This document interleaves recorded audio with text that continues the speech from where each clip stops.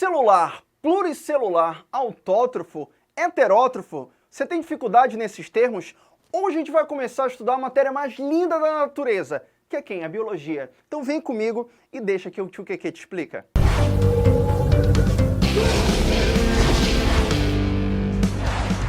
Deixa que a gente explica.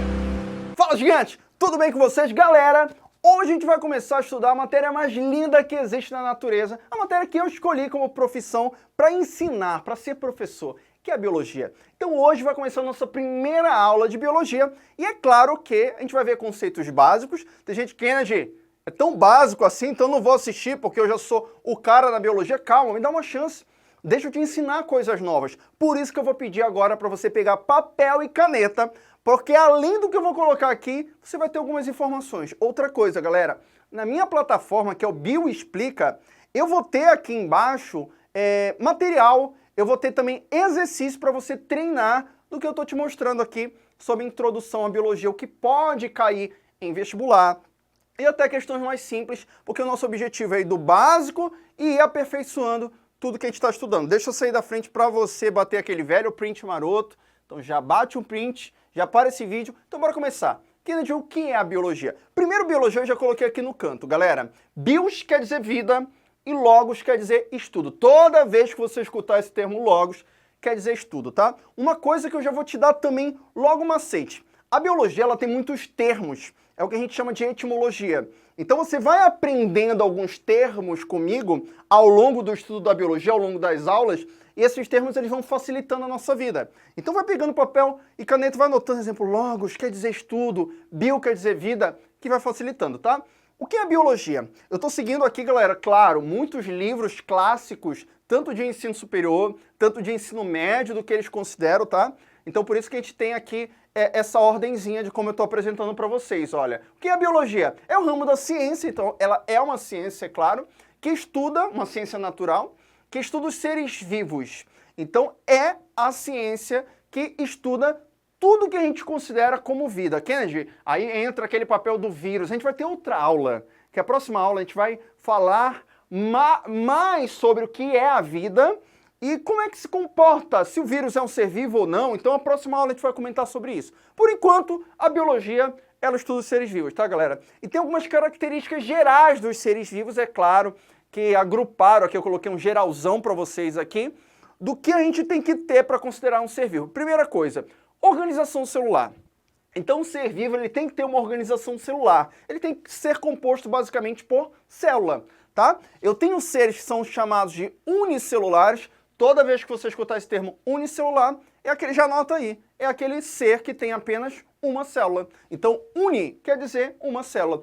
Aquele ser que é pluricelular ou multicelular, que é o novo nome. Então se cair multicelular, que é a mesma coisa, pelo menos agora. Para pluricelular, sim. Estão tentando usar, dizendo que pluri não seria, mas multi seria um termo melhor.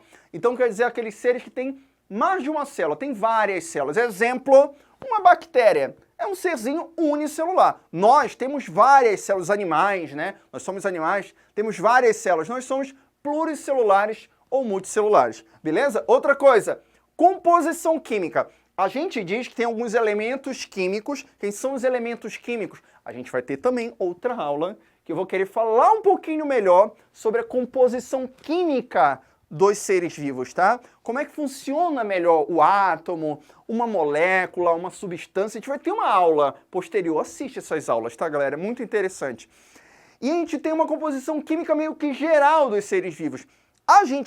Antigamente, a gente dizia que a maioria dos seres vivos, eles eram compostos pelo chão da vida. Olha o chão, carbono, hidrogênio, oxigênio, nitrogênio. Hoje, eles inseriram mais dois, que é o fósforo e o enxofre, tá, galera? Então você pode lembrar como chompes da vida. Quem é o chompes da vida? De novo, fala comigo. É o carbono, é o hidrogênio, é o oxigênio, é o nitrogênio. Esses dois aqui pode dar uma confundida, porque lá em elemento químico, Kennedy, pelo amor de Deus, o P é quem? É o fósforo. O S é quem? É o enxofre. Então tem essa nomenclatura que é um pouco difícil, tá, galera? É o chompes da vida, são os elementos químicos, existem outros, mas pelo menos eles são os principais dos seres vivos, beleza? Outra coisinha, além da composição química, característica geral, os seres vivos eles têm que ter uma informação genética. Essa informação genética, já está no nome, galera, é o que vai ditar a cor dos teus olhos, a cor do teu cabelo. Ah, por que o meu nariz é desse formato? Porque você tem uma informação genética. E essa informação genética, antigamente, a gente não sabia onde ela estava. Hoje a gente sabe que a informação genética ela está no nosso DNA. Porém, tem alguns seres, como o vírus, por exemplo, que pode ter uma informação, mas não é um ser vivo, mas tudo bem, que pode ter apenas a informação genética no RNA. Só que assim, a maioria dos seres, como exemplo bactéria, como um protozoário, como as plantas, elas têm DNA e RNA. E os dois estão atuando de forma conjunta. E quem é o manda-chuva, ou seja, aquele que manda, aquele que tem a informação genética, é o DNA. Só que pode vir com outro nome em prova. Pode vir esse termo, olha, ácidos nucleicos. Ácido, porque eles têm um caráter ácido, que a gente vai estudar no futuro, e nucleicos, porque a primeira vez que eles foram descobertos foi no núcleo. Não está apenas no núcleo. Mas, de novo, galera, quem é a nossa informação genética? Se cair em prova, olha, no meu exercício aí, cor dos olhos, cor do cabelo, cor da tua pele, a informação genética dos seres vivos. Eu tenho que ter um material genético. Tá onde? Nos ácidos nucleicos. Principalmente no que a gente chama de DNA. Show? Outra coisa que os seres vivos eles precisam ter também, eles precisam ter um papel de evolução. Eu já queria que você pegasse papel e caneta. O que é evolução pra gente aqui na biologia? Evoluir não quer dizer melhorar, tá? Eu já vi uma vez comparar a evolução do celular com a evolução biológica. A evolução do celular quer dizer melhoria, quer dizer melhorar ao longo do tempo. Se for pegar o primeiro celular para o que tem hoje, cara, melhorou muito. Só que para evolução, para a biologia, na verdade, evolução não é melhorar. Evoluir caiu até em prova, galera. Caiu no Enem, em vestibulares tradicionais. Evoluir quer dizer mudar, quer dizer mudança. Só mudança, Kennedy? Sim. E essas mudanças que vão acontecendo nos seres vivos não necessariamente quer dizer melhorar, mas sim essas mudanças podem servir para a gente se adaptar melhor a cada ambiente. Exemplo, você pode pegar um urso polar. Pô, o urso polar tá lá no Polo Norte, tá vivendo lá no Polo Norte, então ele tem uma adaptação, tem gordura no corpo dele para proteger contra o frio, tem um pelo dele específico. Eu tenho um animal que tá vivendo lá na Austrália, sei lá, ele tem aquela característica lá dele que vive. Então, cara, evoluir não é para melhorar. Primeira coisa, evolução é para mudar. Até onde pode chegar uma adaptação. E olha pra cá como é que funciona isso em prova. A gente pode dizer que tem um indivíduo que eu representei por uma bolinha. Como é que surgem essas mudanças nos seres vivos? Através de mutação. Já ouviu falar de mutação? A mutação, galera, é uma mudança que acontece no nosso material genético. Então, exemplo, eu tenho o meu material genético e aí aconteceu lá uma mudança nele, a gente chama isso de mutação. Ou essa variação, olha, onde surgiu aqui, olha, bolinha aqui, ó, branquinha e outras pintadinhas, pode acontecer a partir de um processo de recombinação. Exemplo, já ouviu falar que o teu pai, o material genético do teu pai e da tua mãe, eles são passados para você. Não sei se você sabe, mas você que está do outro lado, você tem metade do seu pai e metade do DNA da sua mãe. E eles antes, o que aconteceu? Quando o seu pai, antes lá de coisar, sei lá, com a tua mãe, ele produziu um espermatozoide. E para produzir o espermatozoide, calma, teve lá, que a gente vai dizer, um que a gente chama de crossing over, que a gente vai ter uma aula futura sobre isso. O que é isso, Kennedy? Quer dizer uma mistura de DNA, uma recombinação que dá uma variabilidade genética. E ele, o teu pai, produziu, cara, milhares de espermatozoides. E essa recombinação que aconteceu poderia produzir indivíduos muito diferentes. Então a gente pensa assim, cada espermatozoide ia ser você. Não! Aquele espermatozoide que fecundou, tá? Que formou, claro, metade da tua mãe, não é só o teu pai, não é só o espermatozoide, tá, galera? Mas ele deu, cara, é você, poderia ser qualquer outro. Então isso é uma variabilidade, isso é incrível, né? Uma variabilidade genética. E isso foi pela recombinação. Então, olha, a mutação, a recombinação, ela gera indivíduos diferentes. Só que teve um cara chamado de Darwin, olha que legal, Charles Darwin, e esse cara chamado de Darwin, ele começou a estudar os seres vivos e ele percebeu que em determinado local sobrevivia um cara específico. Exemplo, lá no Polo Norte sobrevivia o urso polar. Mas eu tenho outro tipo de urso, urso pardo, que consegue sobreviver em um outro local. Ou seja, sobrevive aquele que é mais apto. Ele chamou isso de seleção natural. A seleção natural quer dizer que a natureza, basicamente, se encarrega de selecionar aquele indivíduo mais apto. Cuidado, galera, se cair em prova, não é o mais forte. Ah, eu sou o mais forte! Não, é o mais apto. É o mais apto, porque não necessariamente o mais forte ele vai sobreviver. Pode ser o mais esperto, pode ser aquele que consegue convencer a fêmea. Então, traduzindo, evoluir é mudança ao longo do tempo. Só que tem que ter algumas características que você vai anotar aí. Para ter a evolução, que a evolução, a gente vai ter uma aula sobre evolução, tá?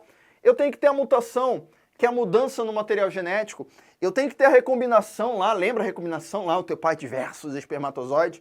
E depois eu tenho que ter uma seleção da natureza para sobreviver aquele que é mais forte? Não, se cair em prova você vai marcar aquele que é mais apto. Show? Então isso aqui é evolução. Outra coisa, reprodução. Uma das coisas que até o próprio Darwin falou, galera, foi que não adianta nada você ser o mais apto. Ai, Kennedy, eu sou mais apto. Eu tenho mais características. Ou você pensa que você é o mais forte. Tenho maiores características, mas eu não quero ter nenhum filho. Não adianta, galera.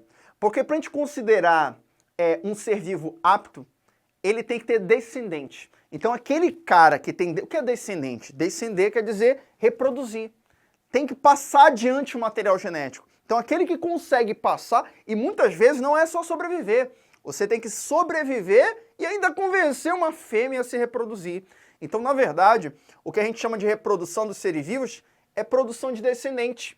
É o que a gente chama de hereditariedade, ser hereditário, ser passado adiante. Então, exemplo, na tua família, tem algo que foi herdado, tem algo que foi passado para você, e aquilo que foi hereditário foi de longas gerações, tá? Então a reprodução, ela é muito importante, a reprodução para a espécie. E a reprodução não é apenas quantidade de indivíduos. Tem gente que pensa, eu vou produzir quantidade de indivíduos. Não, a reprodução é sim passar aquela característica, pode ser também quantidade, né, que a gente precisa povoar, mas também é passar determinada característica adiante do mais apto, tá? É aquilo que a gente chama de hereditário. Outra coisinha, metabolismo. Você vai escutar muito esse termo, metabolismo, ao longo do nosso curso de biologia, tá, galera? Não sei, metabolismo, toda vez que você escutar o termo, o cara tem um metabolismo mais acelerado, o cara que tem um metabolismo lento, o que quer dizer isso? Metabolismo é o conjunto de todas as reações químicas que acontecem no nosso corpo. Já anota aí. O que é metabolismo, Kennedy? É o conjunto de todas as reações químicas que acontecem no teu corpo. Cara, se é reação química, o teu corpo toda hora está sofrendo reação química. Se é reação química, é claro que tem pessoas que podem ter naturalmente. Pode ser algo hereditário que você herdou, mais acelerado. Então pode ser aquele tipo de pessoa, pô, Kennedy, eu como e não engordo. É o famoso magro de ruim que a gente chama, né? Como muito e não engordo. Cara, eu queria ser assim. E tem aquela pessoa que pensa comida, já vira gordura, que é o meu caso, tá? Metabolismo mais lento. É claro que você pode ter estratégias, como fazer uma atividade física, beber mais água, para acelerar o metabolismo, tá? Mas o que é metabolismo? São todas as reações químicas que acontecem no teu corpo. E eu vou te dar dois nomezinhos que eu já vou te dar um macete para ajudar a lembrar na hora de uma prova, que é o anabolismo e o catabolismo. Kennedy, esses termos quando caem, sempre me confunde e você não vai confundir mais. Sabe por quê? Vocês lembram? O cara, quando a gente fala em academia, todo mundo lembra, né? Você lembra desse termo que é anabolizante. Já ouviu falar? O que é anabolizante, basicamente? É a bomba, não sei o quê. Sabe por que o nome é anabolizante? Porque vem de um termo chamado de anabolismo. E é só pensar. O cara que toma anabolizante, ele toma para crescer, para construir, ou ele toma anabolizante, que é a famosa bomba, né? Ou ele toma anabolizante para encolher, para diminuir. É para crescer, galera. Então, o anabolismo, se cair em prova, já anota aí. É crescimento, é produção de coisas. Só que na biologia, a produção de alguma coisa, a gente dá um nome. A gente chama de síntese. Então anota, pega papel e caneta ou para esse vídeo com toda a calma do mundo e já anota. De novo, metabolismo são todas as reações químicas que acontecem no nosso corpo. Eu posso dividir em anabolismo e catabolismo. O anabolizante é para produzir, é para eu ganhar, é para eu construir músculo. Só que na biologia, a construção te dá um nome. Qual é o nome? Síntese. Anota aí. Síntese é igual a construção. Então, assim, se cair em prova, olha o macete que eu vou te dar. Síntese de proteínas. Opa, síntese. Síntese é produção. Produção de proteínas é o quê? Anabolismo. Se eu falar síntese de lipídios, é o quê? Anabolismo. Cara, catabolismo é o contrário. Então, na biologia, sempre quando tem dois, você lembra de um e o outro é o contrário. Faz por eliminação. O catabolismo já é a quebra. Vou dar um exemplo. Eu quero ir para academia, mas o meu foco principal não é ganhar massa muscular. Não! Eu quero quebrar gordura. Eu quero perder gordura. Então é o contrário. Eu não quero ganhar, eu quero quebrar. Como eu quero quebrar, é o quê? É o catabolismo, tá? Mas pensa por eliminação. Então, se eu falar, sei lá, em quebra de gordura, você vai lembrar de catabolismo. Show? Tá, outra coisa. Quanto à nutrição. Olha, eu acho que você já ouviu falar lá desde o fundamental, alguma vez na vida, esse termo autótrofo e heterótrofo. Já pega papel e caneta e anota. Toda vez que você escutar o termo trofos na biologia, quer dizer o quê? Alimento. Trofos é alimento, galera. Anota aí, trofos quer dizer alimento. Toda vez que você escutar o termo hétero quer dizer diferente. Diferente. Então, olha, nós somos seres que a gente não consegue produzir o próprio alimento. Quem consegue produzir o próprio alimento é quem? As plantas. Quem mais? As algas conseguem, algumas bactérias conseguem, tem cianobactéria que consegue fazer, elas são ditas autótrofos. Bora tentar traduzir isso aqui? Trófos quer dizer o quê? Alimento. Auto, um carro automático, é o quê? Automático. Autossuficiente de alimento. É aquele cara que produz o próprio alimento. É quem? Autótrofo. Hétero é diferente. Diferente de alimento, é o cara que não produz o próprio alimento. Nós, os animais, os fungos não produzem os próprios alimentos, mas os grandes exemplos são os animais, são os heterótrofos, tá, galera? Outra coisa, isso aqui características gerais dos seres vivos, tá? Crescimento. Os seres vivos também eles têm que crescer, tá, galera? Eu já vou te dar um termo aqui, um termo que todo mundo já ouviu falar. Sabe qual é? Hipertrofia. Se você não ouviu falar, porque você, então, nunca foi para uma academia. Porque eu acho que você já ouviu falar, o cara, qual é o teu foco? Aí o cara chega lá, foco em hipertrofia. Já falei, galera, tudo que tem a ver com academia, a galera sabe, né? Então, eu quero hipertrofiar. Você acha que quando você, eu tô aqui, ó, ganhando massa muscular, você está aumentando, multiplicando as células? Ou você está apenas aumentando o volume de uma mesma célula? Como assim? Calma. Eu posso, imagina que eu tenho uma célula aqui que ela é uma bolinha, tá? Que isso é meio estranho isso aí, mas tudo bem. É uma bolinha. Aumentar o volume é pegar uma mesma célula e aumentar ela. Isso é aumentar o volume. Aumentar a quantidade de células é o quê? É dividir as células. Exemplo, eu tenho uma célula que eu vou dividir em duas. Pum. Isso é multiplicar. De novo, aumentar o volume é uma mesma célula, eu vou aumentar ela. Isso é aumentar o volume. O que é multiplicar a célula? É o quê? Ou dividir. Engraçado, né? A biologia é o único local que multiplicar e dividir é a mesma coisa, né? Na matemática, não. O que é dividir? É onde eu tenho células e elas vão começar a se dividir. Cara, na massa muscular, eu sei que eu estou precisando malhar, mas na massa muscular, a gente diz que quando vai para a academia, a gente não multiplica as células. A gente pega células e aumenta o volume dessas células. O aumento do volume das células a gente chama de hipertrofia. Hipertrofia. Porém, olha que interessante, a gente pode, sei lá, se bater, sofrer uma lesão, que a gente chama aqui no nosso braço, e as células precisam se multiplicar. O que é multiplicar? É se dividir. Essa multiplicação, aí, como não tem a ver com academia, você nunca ouviu falar. Mas eu estou te ensinando agora. Ela se chama hiperplasia. Qual é o nome? Hiperplasia. De novo, o aumento do volume das células, hipertrofia.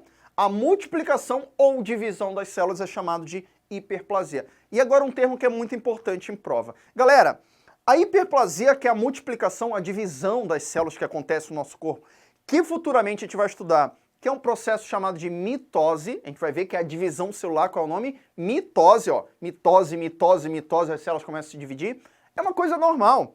Então, a todo momento, eu estou perdendo cabelo, eu estou perdendo células do meu corpo, e elas estão se dividindo. Só que pode acontecer delas começarem a se multiplicar, a se dividir de forma anormal. Toda vez, já estou te ensinando aqui, mas toda vez que você escutar o termo A na biologia, A quer dizer não, negação. Normal, anormal, anormal quer dizer que não é normal. Então, se uma multiplicação começa a se dividir de uma forma anormal, ela pode virar uma neoplasia. Neo quer dizer novo, neoplasia. E a neoplasia gera o quê? Um tumor. Ah, eu já passei uma vez por uma clínica na rua e lá estava escrito neoplasia. O que é neoplasia? Neoplasia é quando as células começam a se multiplicar, a dividir uma mitose descontrolada e forma uma coisa anormal. É a neoplasia. É o que a gente chama de tumor. Tudo bem? Começa a notar. Eu sei que é muita coisa para tua cabeça, mas você pode voltar esse vídeo, você pode parar, você pode anotar com calma, fazer anotação. Eu quero aluno caderno cheio. Aluno que tem caderno cheio aí, e eu quero que você fique até o final desse vídeo, que a gente tem outras coisas aqui para falar em outro quadro, tá? Caderno cheio, muita coisa, muito conhecimento, depois pra gente fazer exercício, tá, galera? E a última coisa aqui, características gerais dos seres vivos, seria a reação e movimento. Claro que, cara, ter uma reação e ter um movimento não necessariamente caracteriza um ser vivo, mas ele tem que ter. Quem já tem uma planta pode ter uma reação e movimento? Pode. Vou dar um exemplo para vocês. Vocês já ouviram falar da planta insetívora ou planta carnívora? Tem muita gente que pensa que a planta, pelo menos na minha época, tinha filme onde o cara lá tinha uma planta carnívora lá, eles mostravam assim, uma planta carnívora, e o cara cortava um pedaço do dedo dele, colocava uma gota de sangue, a gota de sangue alimentava a planta carnívora. Mas não, cara. A planta carnívora, na verdade, Dionéias da vida, ela se alimenta de insetos. Por isso que o nome dela é planta insetívora. Kennedy, então ela é heterótrofa? Não. Na verdade, ela é autótrofa. Por que ela come inseto? Primeiro, por que reação e movimento? É uma planta que ela vai precisar de um estímulo para se movimentar. Tá, galera? Exemplo, ela tá lá paradona, com a estrutura dela, vem um inseto aqui. E não precisa ser um inseto. Se você colocar o seu dedo, ela automaticamente fecha e começa a lançar enzimas digestivas. Mas o que ela quer do inseto, na verdade, é que todo inseto ele tem no esqueleto externo dele, esqueleto externo, que a gente chama de exoesqueleto, tá? Uma substância chamada de quitina. Quitina, olha o que eu estou te falando. E a quitina, ela tem carboidrato, tá? Que sabe, massas gerais, que é rica em quê? Em nitrogênio. É um carboidrato nitrogenado. E o que essa planta quer, na verdade, é o nitrogênio do inseto. Não é comer o inseto, eu quero comer o inseto. Não, é o nitrogênio. E todas as plantas, galera, elas querem, na verdade, sais minerais que tem na terra. E um cara que é muito importante para toda planta, que tem todo fertilizante, por sinal, é o nitrogênio. Pode ver aí, qualquer fertilizante, está escrito fertilizante nitrogenado. Então, de onde é que ela vai buscar? Geralmente, essas plantas carnívoras, elas crescem em solo pobre em nitrogênio e elas vão buscar o nitrogênio dos insetos, da carapaça dos insetos. Mas ela teve que ter um estímulo para ter uma reação e um movimento. Então, tem planta que consegue ter esses movimentos, tá? Tem planta, a gente vai aprender futuramente, que ela pode se movimentar em direção à luz. Olha que interessante, em direção à luz. Então, tem aqui uma luz, eu tenho uma luz aqui no meu estúdio. Posso ter uma planta que ela pode se movimentar em direção à luz. E é claro, nós animais também. Para eu estar movimentando aqui a minha mão, eu estou tendo um bocado de estímulos. Estímulos pelo meu encéfalo, pela minha medula, cérebro, que a gente chama vulgarmente, né? Para ter vários estímulos para a gente ter movimento. Então o que eu te mostrei aqui são características gerais dos seres vivos. É muita informação, mas a gente vai para outro quadro. E esse outro quadro, vou te mostrar muita coisa. Ah, eu vou embora, mas eu vou jogar já uma praga aqui nesse vídeo. Quem ficar até o final dessa videoaula vai passar em qualquer curso da sua vida. Mas tem que ficar até o final. E ainda tem que dizer, eu fiquei na aula, tá? Fiquei, bater palma para si mesmo.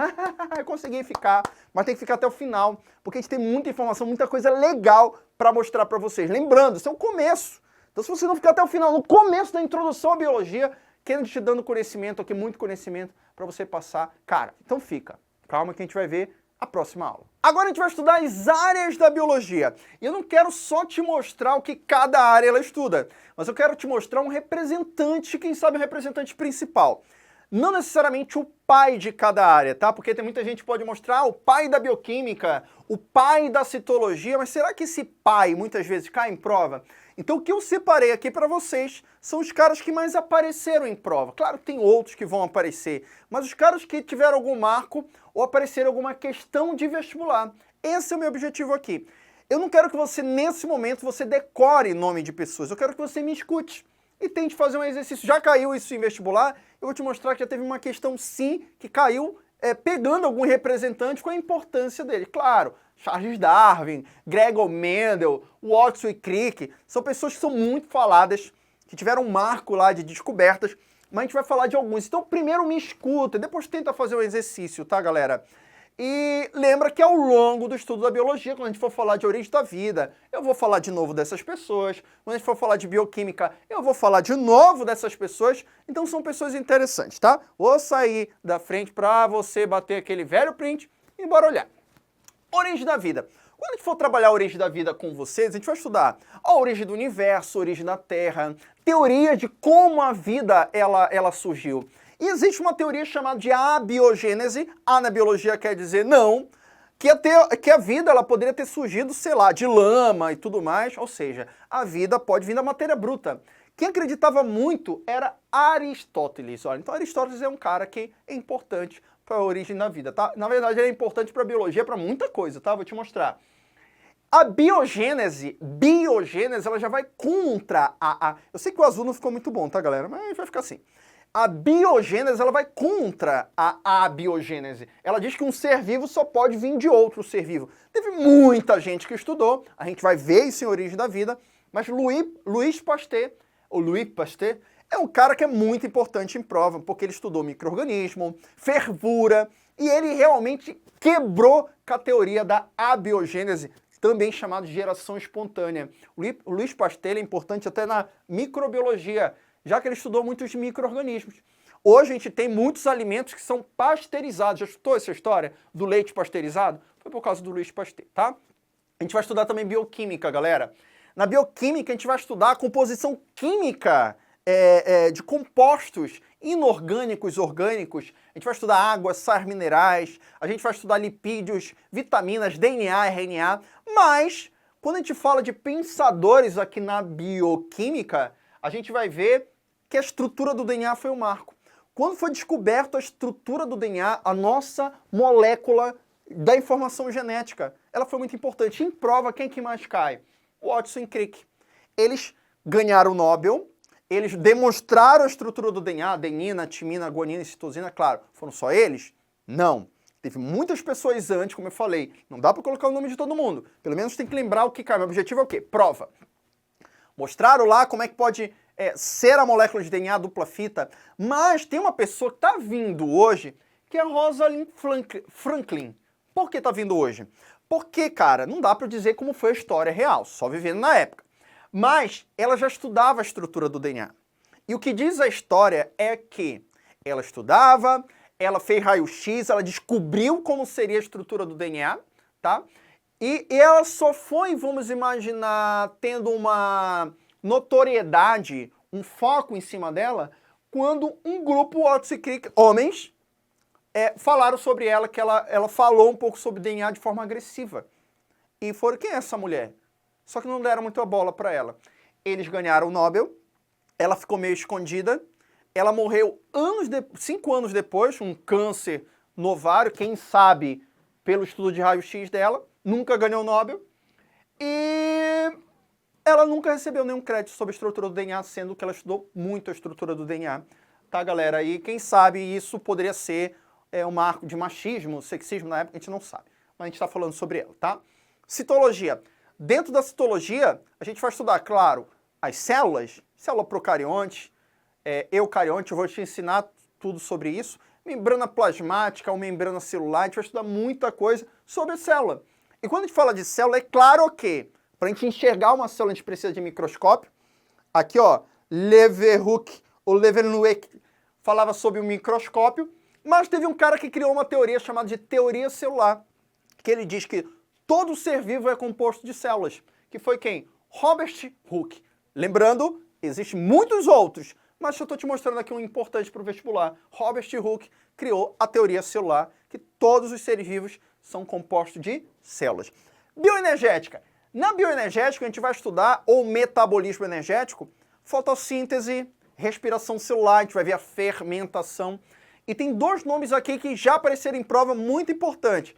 Na respiração celular, a gente vai ver que a respiração celular dentro do nosso corpo ela pode ser dividida em fases. Glicólise, ciclo de Krebs, olha aqui, cadeia respiratória. E é claro que o Hans Krebs ele foi muito importante para o estudo do metabolismo do nosso corpo e também na respiração celular. Na fotossíntese, Calvin e Benson foram caras muito importantes para o estudo de como é produzido o próprio, como é que planta, algas podem produzir o próprio alimento. Não é à toa, galera, que existe o ciclo de Calvin-Benson. O ciclo de Calvin-Benson é basicamente o ciclo que a planta ou uma alga consegue produzir o próprio alimento, tá? Eles são importantes também para a bioenergética. Na citogenética, o que é citogenética, Kennedy? É onde a gente vai estudar os cromossomos. Eu vou te mostrar como é o núcleo celular, como é os cromossomos, como é que a estrutura deles, que vai dar uma base para a genética. E tem um cara chamado de Thomas Morgan, que ele foi muito importante. Ele estudou mosca de frutas, ele estudou drosófila. Cara, a drosófila, ela foi muito importante para o estudo da própria genética. Tanto que ele é colocado também na genética, tá? Mas foi muito importante para o estudo. Ele contribuiu muito para essa parte de cromossomos, tudo que a gente sabe sobre cromossomos hoje. Thomas Morgan, ele não concordou muito com alguns estudos do Mendel, né? Sobre segregação independente que a gente vai estudar, ele trabalhou com linkage e tudo mais, mas o Thomas Morgan trabalhou com cromossomo. Genética a gente não poderia falar, aqui é o pai da genética, mas ao mesmo tempo é um cara importante em prova, que é o Gregor Mendel. Ele falou sobre ervilhas, galera. Claro, falou sobre ervilhas, estudou ervilhas.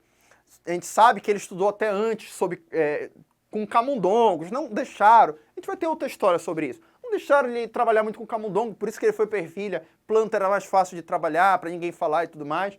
E foi muito importante os trabalhos do Mendel, na primeira lei de Mendel, segunda lei de Mendel, que a gente começou a entender aqui na genética como é passado as características de pai para filho.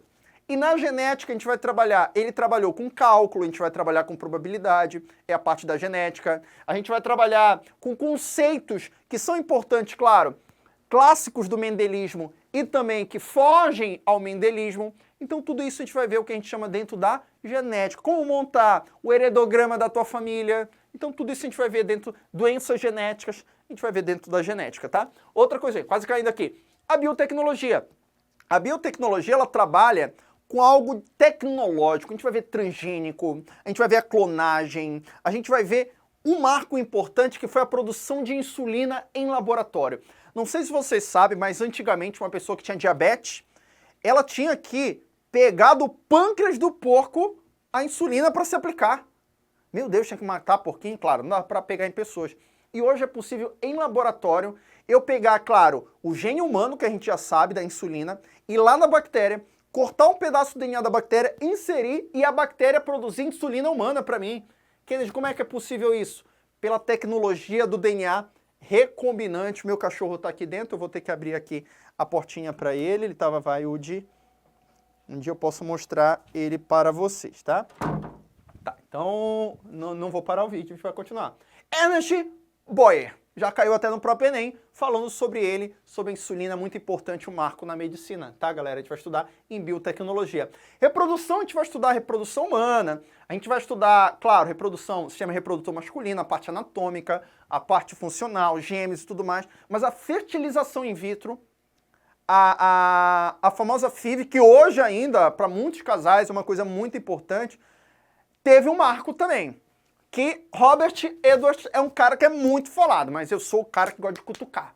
Teve uma mulher que está voltando hoje, mulher, tá, galera? Apesar de ser o nome Jean Post, que foi uma embriologista que ela foi deixada meio de lado.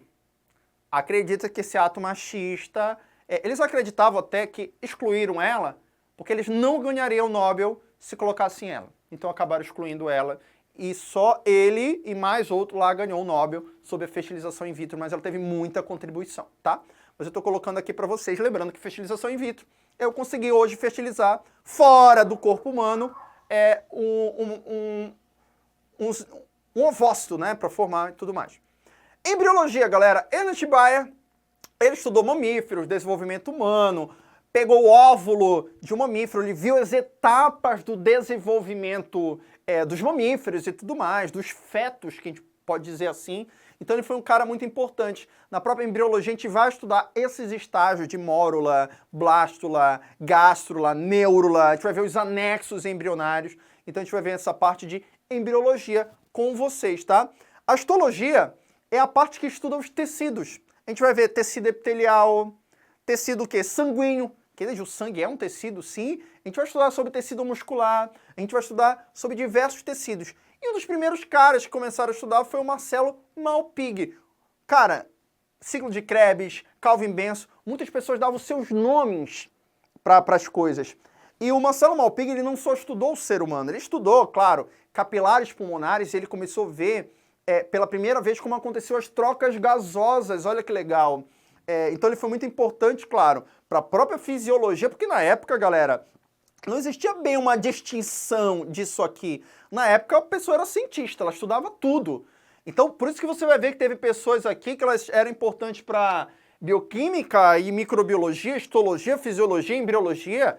Elas eram importantes porque elas estudavam tudo e estavam no começo dessa ciência linda que é a biologia. Então, histologia, ele estudou, exemplo, lá nos insetos. A gente tem lá um túbulo de Malpighi que estava relacionado à excreção de insetos, já tem algumas aranhas também. Ele estudou também árvores, que a gente vai estudar na biologia, que dá para a gente tirar uma casca da árvore, que a gente chama de anel de Malpighi. Ele estudou uma estrutura chamada de floema. Lembra xilema e floema? Pois esses são alguns nomezinhos. Então é um cara que teve uma contribuição muito grande para tecido, para histologia, tanto de vegetal, tanto animal, tanto humana, tá? Então, a histologia estuda os tecidos. A fisiologia, toda vez que você escutar o termo fisiologia, ela estuda as funções do nosso corpo. Existe a fisiologia animal, a fisiologia humana, a gente vai estudar os sistemas. Sistema digestório, onde a gente tem os órgãos, né? Sistema respiratório, sistema circulatório. Tem um cara, muitos, tá? Importante, mas um que já caiu no próprio Enem, que é o Harvey, que ele estudou a circulação sanguínea. O próprio Enem mostrou, galera, que as nossas veias, elas têm válvulas venosas. E ele demonstrou, exemplo, as nossas artérias, como é? O que é válvula? As nossas artérias, o sangue passa direto pelas artérias. A veia, ela possui válvula onde o sangue vai passar e ele não pode voltar, ele passa por uma válvula, ó. Passa por uma válvula. É muito importante ter essas válvulas venosas, já caiu no Enem sobre isso, tá? E esse cara que ele teve uma contribuição, a Harvey teve uma contribuição muito grande, circulação sanguínea, ele é um cara muito importante para a fisiologia. É o pai? Não. Mas ele é muito importante para a prova, como eu falei. Evolução não poderia... Tem muita gente que a gente vai falar dentro de evolução, mas é claro que o Charles Darwin, seleção natural, ele contribuiu muito, né, com o nosso entendimento de evolução. A gente já comentou agora um pouquinho sobre evolução, tá? Classificação biológica. Como é que a gente pode classificar os seres vivos? E hoje, é claro, hoje tem uma parte mais, vamos imaginar, genética dos seres vivos, mas teve um cara que começou, que foi o Linneu, galera, começou a classificar, né, não é o da grande família, mas o Linneu, ele começou, então, um cara importante falou em classificação, taxonomia, a gente não poderia falar do Linneu. E a microbiologia, esse cara, o Leeuwenhoek, microscópio, ele aperfeiçoou através de lentes e tudo mais. E o Koch, o próprio Louis Pasteur, pode cair em prova na microbiologia, mas também o Koch, tá? O Koch, só para ter uma noção, ele trabalhou muito com micro-organismo, trabalhou muito com tuberculose. Não é à toa que hoje o Mycobacterium tuberculosis, que é o causador da tuberculose, também é chamado de bacilo de Koch, em homenagem ao Koch. Beleza? Tá escutando sobre isso? Só mais um quadro pra gente terminar. E para terminar, juro, a gente vai ver aqui as últimas divisões da biologia. Até sair da frente aqui, para quem quiser, já bate um print, ó. Beleza. A micologia. Micologia, Kennedy, é estudo dos micos? Não, micologia é estudo dos fungos. A gente vai ter, então, o estudo dos fungos. Cara, assim, eu não vou colocar basicamente quem estudou os fungos, já falei pra vocês que é o pai da micologia, mas eu vou colocar um cara que é importante em prova, que não tem nada a ver com a micologia. Ele era bacteriologista, estudava bactéria. Mas quando cai sobre fungo, quem é o marco da medicina? É a penicilina. Porque ele, estudando bactérias, ele percebeu que tinha lá um bolor, e aquele bolor produziam substâncias que as bactérias não conseguiam se aproximar. Pela primeira vez ele foi descoberto, olha que interessante, que um fungo poderia produzir uma substância para matar bactérias. Antibiótico, galera, antibiótico. Alexander Fleming, olha que legal, que cai bastante em prova, então penicilina, antibiótico, um fungo chamado de penicillium. A botânica também não é o pai da botânica, mas tem uma teoria que foi muito importante que explica como é que a água ela consegue ir de uma raiz até a folha de uma árvore, uma planta de 90 metros. Como isso é possível, Kennedy? Fisicamente é impossível. Teve um cara chamado de Dickson. Existe a teoria de Dickson que cai em prova. Já vi isso em prova, o nome dele, Dickson, teoria de Dickson, também chamado de teoria da coesão-tensão. Ele fala que as moléculas de água elas estão tão coesas, estão tão unidas, que é possível uma estar conectada à outra. E elas são puxadas, existe uma teoria delas, são puxadas como uma corda, como uma tensão, que a gente vai ver futuramente em botânica, a teoria de Dickson. Lembrando que a botânica a gente estuda os vegetais, né, galera? A gente vai estudar as plantas, reprodução de plantas. Então, é a área, é a ciência que estudam os vegetais. É a botânica, tá? A zoologia, zoo vem de animal. A gente vai estudar os animais, os filhos dos animais. A gente vai ver desde um porífero, desde uma água-viva, desde um verme, até um inseto. A gente vai estudar tudo isso dentro da zoologia. Muito lindo, vou te mostrar. Mamíferos, as aves e répteis. Tem muita gente para falar. E eu poderia falar do pai da zoologia, que é o Aristóteles, tá? Quando fala de tudo, é o Aristóteles. Tem muita gente, mas falar do Aristóteles aqui. E ecologia, que é um dos assuntos que mais caem em vestibulares, é ecologia. Tem um marco da ecologia, que foi que antigamente o termo eco vem que a ecologia estudava o ambiente. Então, basicamente, o que era a ecologia antigamente? Era para estudar o ambiente. Hoje a gente sabe que, na verdade, não existe só a ecologia, mas a aleloecologia, ou alelobiose. Alelo vem de um do outro.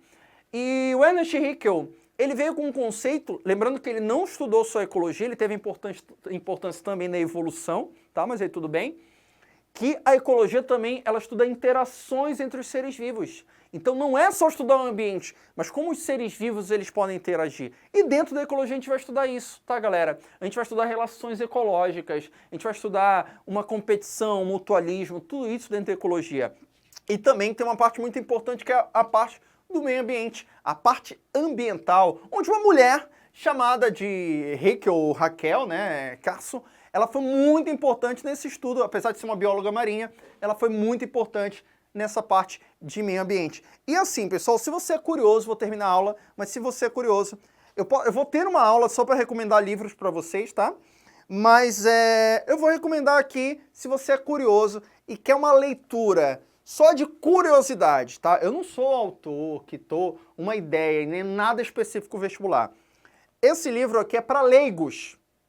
Se você quer uma leitura leve, nada voltado a coisa aprofundada para o vestibular, mas se você quer uma leitura leve, com mais de 300 curiosidades sobre a biologia, eu estou recomendando aqui o meu livro, tá? Eu montei aqui sobre curiosidades, tudo tem uma explicação, a biologia por trás de tudo aquilo que você nunca imaginou. E dentro desse livro, cara, a gente vai falar sobre muita coisa, só mostrar aqui para vocês aqui, olha, basicamente, o que ele pode falar, olha.